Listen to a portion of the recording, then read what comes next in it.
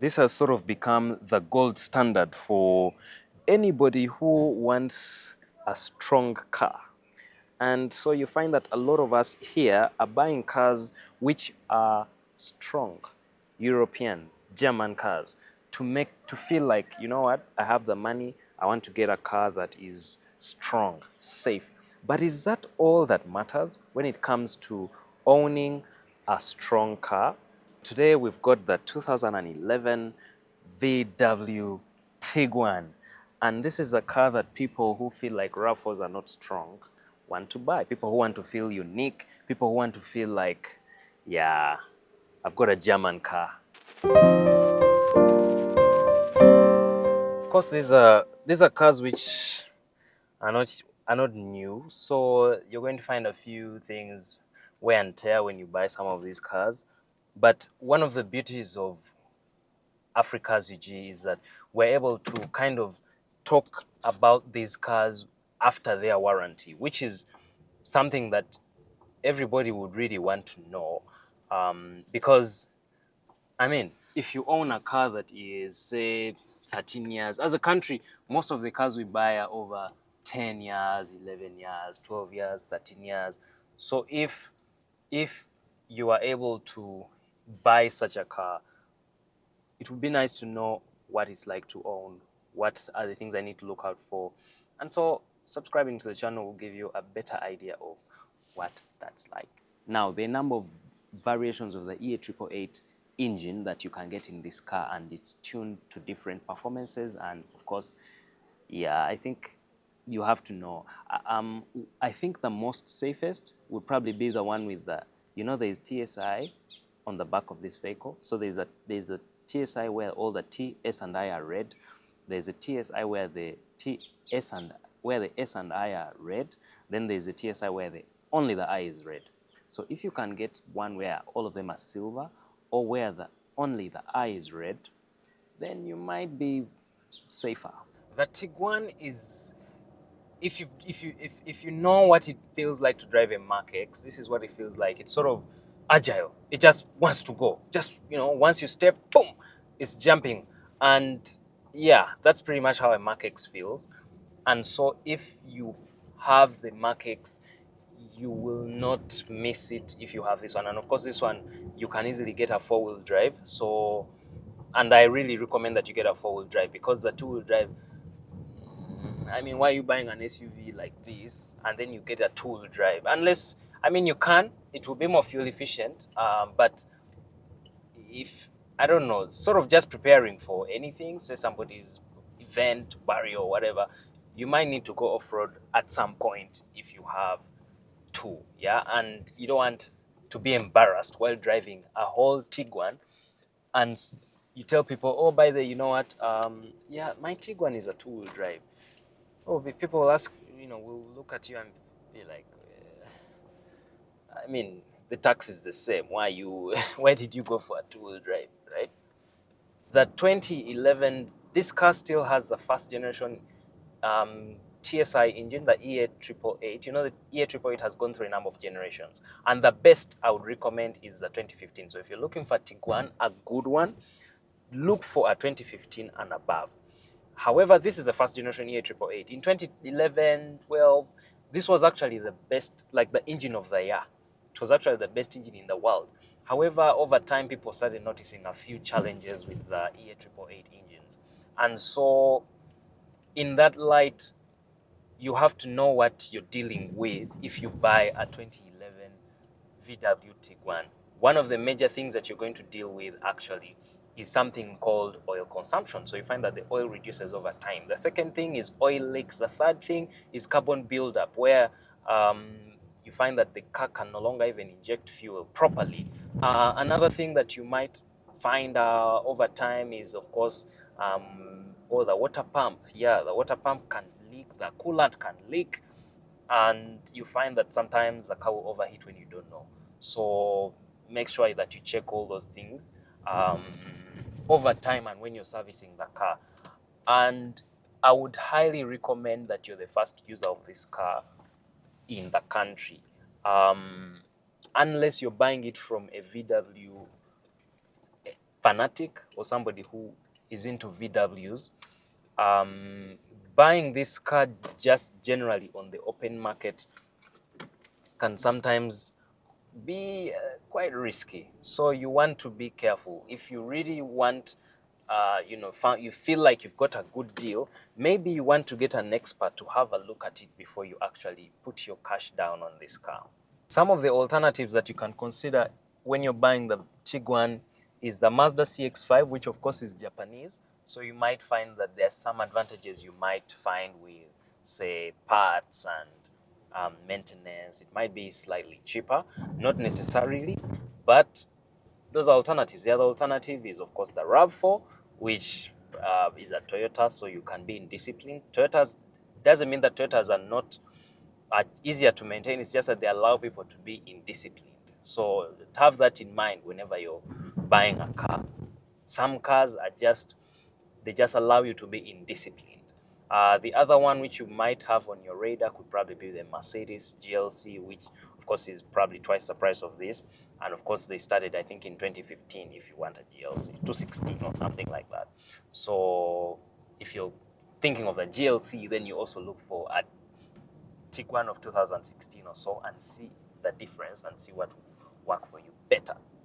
This car, as of now, should take you back about between 45 and 50 million, which is quite fair, I guess, for a car of this size and what it can do. However, you need to have those details in mind. I don't recommend getting 2008, 9. They're okay, but of course, those are all first generation EA888 engines, which have the issues that I've talked about. And also buying a Tiguan, well, generally, yeah, Tiguan is sort of like a hit or miss. You'll find a car and it's perfect and it will never disturb the person who has bought it. Then there are people who buy, and from day one, there's this problem, there's that problem, there's the other problem, just because, there was a challenge generally around that time. And so you find that a number of them are just don't perform that well. And so when you're buying I highly recommend that you buy a Tiguan of 2015 and above. Generally, parts for these cars are not overly priced, I guess, because they are kind of readily available. So brakes should be about 250,000. If you want tires, of course, they might also be a little more pricey. If you want maybe things like sensors here and there, they're not so pricey as well. Shock absorbers, suspension parts, they're not. Nothing is really exorbitant. It's just like it's like a testing ground for German cars. If you want to say, you try out a Tiguan. If you can handle the maintenance costs of a Tiguan, then you shouldn't really have a problem with owning other Japanese vehicles. Yeah. Also, if you are not a VW fanatic, maybe you want to try another brand, or you go ahead and just get something like a Touareg rather than the Tiguan, just because the person who is a sort of VW fan will have an idea of what it's like to actually, like, they will put the car to use and they will know what parts they need for what circumstance and etc. While you might just drive it just from A to B and never really utilize all the features that the car might actually come with. So let's talk some technical details. The Tiguan comes with a 2-liter turbocharged engine. Okay, so some of them will have a supercharger, some of them will not have. That's why I was explaining the two reds, etc. So this is just basically one turbocharger, and it's powerful enough for really our Ugandan roads, because we don't need a lot of speed on our roads, honestly. Now, this is of course mated to a DSG transmission. People have had complaints about them. Some people have had no issues whatsoever about them, but you really must check that gearbox before you buy this car. And if you're buying a VW vehicle, buy the car from somebody who understands them and somebody who really likes them. Now, of course, these are cars which are going to be bought by people who actually love VWs. And most of the people who want the Tiguan are people who are sort of transitioning from Golf and want something raised. And usually, some men love to buy these cars for their wives. And of course, it goes without saying, it's compact, it's nicely designed, it's, everything is sort of where you want it. You just stretch your hand, you get your bag, you can keep your stuff up here. Everything is where it needs to be. When it comes to fuel economy, you're looking at about 11 kilometers to the liter on a good day, maybe 10.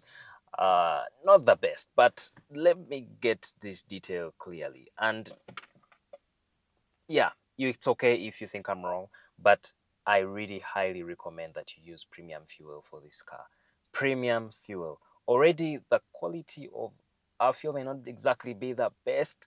So now, if you use that, and yet these engines, European cars, I always say, European cars are made precisely. So if you want your car to last, your VW to last, you really must try as much as possible to use premium fuel. Premium fuel, of course, will make sure that the engine performs as optimally as it can. And that's why they love to be, rather than lowering their performance just because of the quality of fuel that you're using, which is probably regular. The advantage you have is that if you're filling a tank of, say, 50 liters, you're going to find that the amount of fuel that you need to add, if you're using premium fuel, you might spend maybe an extra 10,000 shillings, which, if you look at the grand scheme of things, it's an amount of fuel which maybe you can actually afford to spend on. The other advantage of using premium fuel is that you find that the car will actually consume better because it's performing at optimum levels. So you find that its consumption is even better. So I highly recommend, if the manufacturer suggests that you use premium fuel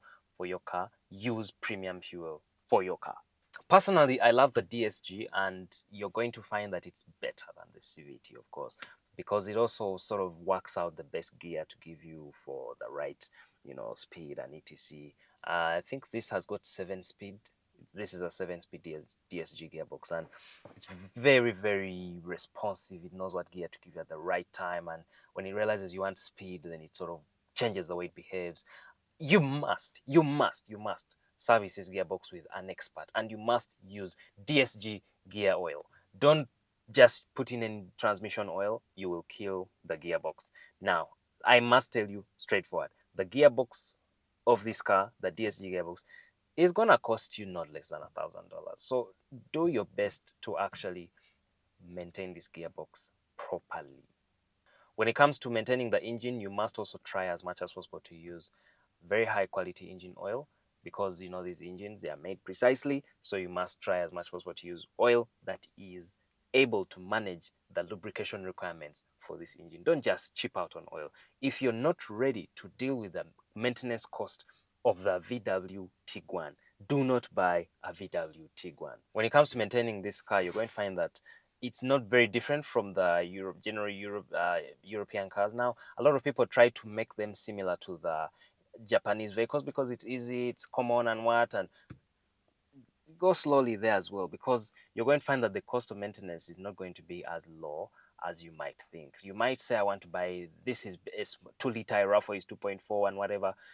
If you own this car with a Japanese mentality, you're going to kill the car.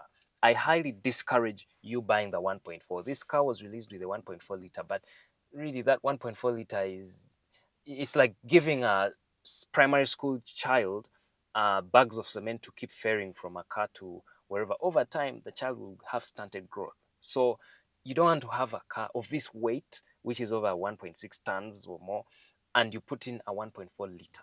Yes, it's powerful. Yes, it's turbocharged, but that engine will probably cripple over time, because our needs as a country are very different from those other countries. Our roads are hilly, up, down. You have people to carry. That 1.4 liter would probably be optimum, best for just, moving around. Say you drop kids maybe 1 kilometer away and you leave, you come back home.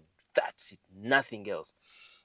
If you're buying the Tiguan, I highly recommend that you buy the 4-wheel drive, because some of them are 2-wheel drive, some of them are 4-wheel drive. So make sure when you're buying, you can confirm that it's a 4-wheel drive or a 2-wheel drive. Of course, the 2-wheel drive will be more fuel economical, but if you're buying a car like this, maybe you want to get a 4-wheel drive. So what's it like driving the VW Tiguan? So pretty much the Tiguan is a VW Golf. So the Tiguan, it feels pretty much similar to the Golf. It's just that now you feel like the Golf has high heels. So it feels higher, it feels more, you can say, more more able to achieve your Ugandan road uh, needs, except the fact that, of course, this is going to be more expensive when it comes to maintenance like shocks, suspension, brakes, and things like that. Something I like about generally VW products is the way the indicator sort of chimes. They all chime pretty much the same. I think it's something they've maintained from maybe those much earlier years, because it chimes sort of similar to the Range Rover. It takes its time, you know. It's just that these ones, I guess, come from a speaker or something. It's not like a physical relay that is turning on and off the indicator. It feels like a European vehicle. If you're looking for European feeling, this is what it feels like. Everything sort of will do what it's supposed to as long as it's looked after well. So if the gearbox is looked after well, it's going to do well. If the engine is given the right fuel and the right oil and the right parts, yes. If the suspension is given the right parts and the right, replacements, then it will perform as it should. However, I've spoken about this in previous videos. European cars are made with precision, and therefore they are made to perform with precision. So if there are some parameters which are not in precise performance, the car itself will not perform precisely. And the annoying thing is, unlike Japanese vehicles, if one thing is not working well, then other things are also going to start to fail over time. So if, for example, it gives you a warning that maybe there's a traction, maybe the ABS sensor or whatever, the speed sensor is not performing well, and you ignore it because the car is still doing what it's supposed to, over time you might find that maybe your handbrake has stopped working, your gearbox is not performing the way it should, and all those things in the grand scheme of things eventually will cause a dead vehicle. So the point is, Tiguan's or Japanese vehicles are not bad cars. They are not cars that are unreliable. It's just that a lot of people are not willing to invest or to put in the amount of money required to actually look after them the way they're supposed to be looked after, which can be a shame, right? But if you're willing to go through the maintenance of the car the way it should, then maybe it's not so bad. But let me also say that this car is 13 years old now. So it's a very good way for you to sort of get an idea of what it's like to actually own it. Yeah, it gives you sort of a good idea of what it's like to own this car. It's 13 years old. It's been in the country for about, I think, 2 years, a year or two. And so if you're thinking of getting a car like this, then maybe this should give you an idea. This is 13 years, and this is how it's behaving. It's still working. The other advantage of buying some of these is the fact that you find that a number of them have gone through recalls and things like that. So you find that they some things have been sorted out. Yeah, I would encourage you, if you have a VW, even if it's not a Tiguan, look for a VW owners club.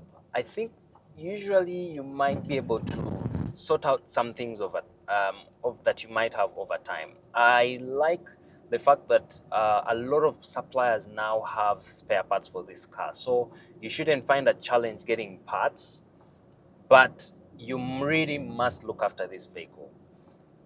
And since today I'm in town, I may not be exactly able to give you the pulling power of this car, but let me try. So this is 40, put it down. It's thinking. Of course, it's in normal. The turbo charger has kicked in. Yep, that's 80. I'm not doing that again. Yeah, so of course it has been in comfort, but if I put it in sport, I'm sure it would probably do that much better. So if you're in a hurry to get to place A or B, yeah, this car will deliver.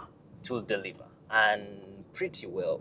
Yeah, but remember, everything needs to sort of be in place. All the the engine needs to be serviced well, the gearbox needs to be serviced well, the cooling system needs to be working well, the suspension also needs to be working well, and one of the things I also recommend about when it comes to owning European vehicles is that create a fund, an emergency fund for your car, so that you are not shocked when it comes to certain repairs, because those repairs are going to come. They are going to come because you're driving a car which is over 10 years. You're driving a car which is over 5 years, over 6 years. And some of them, you find that in the country of origin, they had what do they call it, warranty for maybe 4 years or 3 years. And so usually after that, some things start to fail.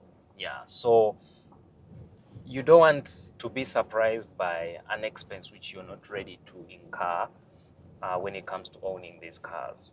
So it will be easier for you to sort of swallow the expenditure if you had sort of an emergency fund. So if every month you say, I'm going to put maybe $100 away just for my Japanese vehicle, you might do better when it comes to just looking after it and making sure that you enjoy the ownership of it. So I hope that gives you an idea of what it's like to own this car. You're going to enjoy dual AC, where the temperature this side can be set the same for this side. There is AC for people who sit at the back.